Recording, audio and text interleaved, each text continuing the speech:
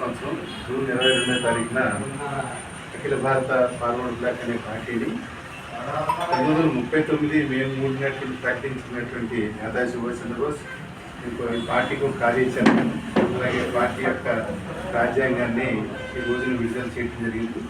లక్నో నగరంలో 3 రోజుల పాటు జరిగినటువంటి 22, 23, 24 తారీఖున జరిగినటువంటి ఈ కేంద్ర కమిటీ సమావేశాల్లో పార్టీకి సంబంధించిన నియమావళి, పార్టీ లక్ష్యాలు, ఉద్దేశాలు ప్రకటించింది.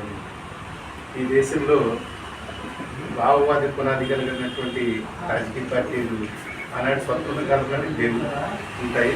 అంటే దేవుణ్ణి నమ్మే రాజకీయ పార్టీలు, హేతువాదబద్ధంగా దేవుణ్ణి విమర్శించే పార్టీలు 2 రకాలుగా ఉన్నటువంటి పరిస్థితులు అవి.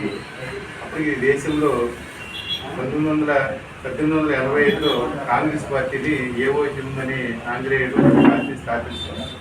ఆ పార్టీలో అప్పటి వరకు కూడా ప్రతి సంవత్సరం మారే క్రమంలో మారుతున్న క్రమంలో ప్రతి సంవత్సరం 2 నెలలకు ఒకసారి అధ్యక్షుల్ని ఎంచుకుని పెట్టుకునే ప్రయత్నం జరుగుతుంది. అలాగే నేతాజీ సుభాష్ చంద్రబోస్ కూడా గాంధీకి పెట్టినటువంటి పట్టాభిషేకాలు